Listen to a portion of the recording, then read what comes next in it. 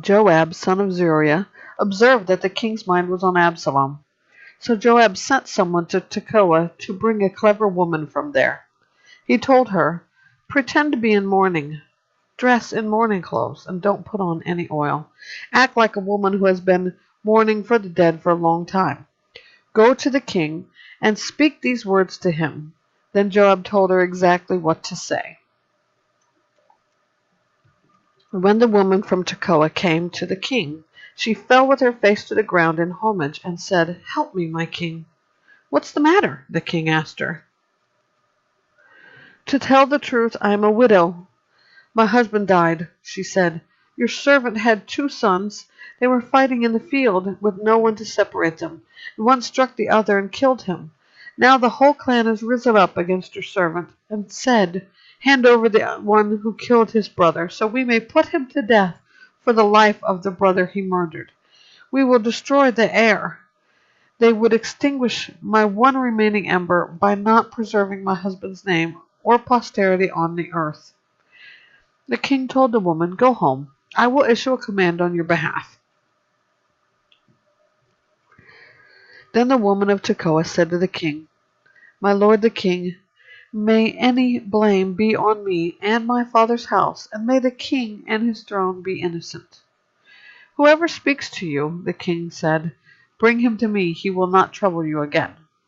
She replied, "Please may the king invoke the Lord your God, so that the avenger of blood will not increase the loss, and they will not eliminate my son.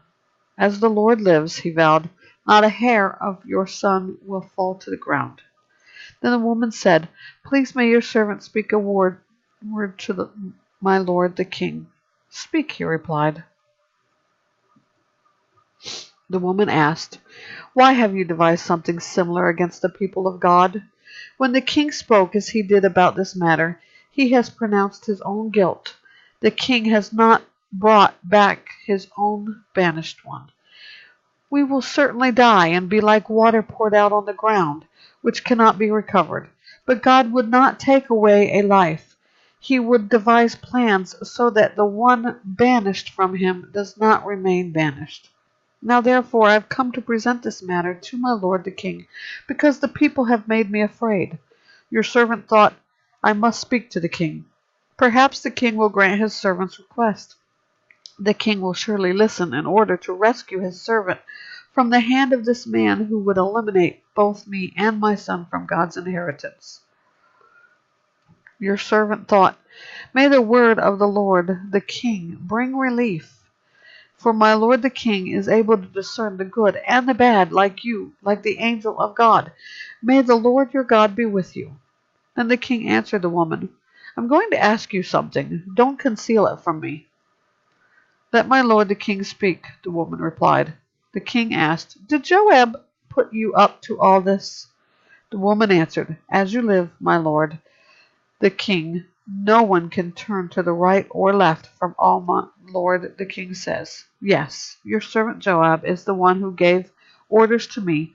He told your servant exactly what to say. Joab, your servant, has done this to address the issue indirectly, but my lord has wisdom like the wisdom of the angel of God, knowing everything on earth."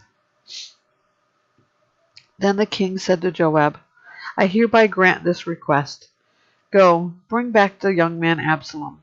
Joab fell with his face to the ground in homage and praised the king. "Today," Joab said, "your servant knows I have found favor with you, my lord the king, because the king has granted the request of your servant."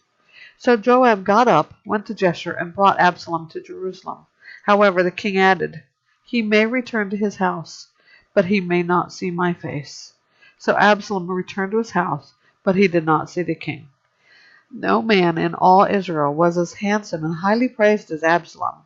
From the sole of his foot to the top of his head he did not have a single flaw. When he shaved his head, he shaved it every year because his hair got so heavy for him that he had to shave it off. He would weigh the hair from his head, and it would be 5 pounds according to the royal standard. 3 sons were born to Absalom, and a daughter named Tamar, who was a beautiful woman. Absalom resided in Jerusalem 2 years, but never saw the king. Then Absalom sent for Joab in order to send him to the king, but Joab was unwilling to come. So he sent again, a second time, but he still wouldn't come. Then Absalom said to his servants, "See, Joab has a field right next to mine, and he has barley there. Go and set fire to it." So Absalom's servants set the field on fire. Then Joab came to Absalom's house and demanded, "Why did your servants set my field on fire?"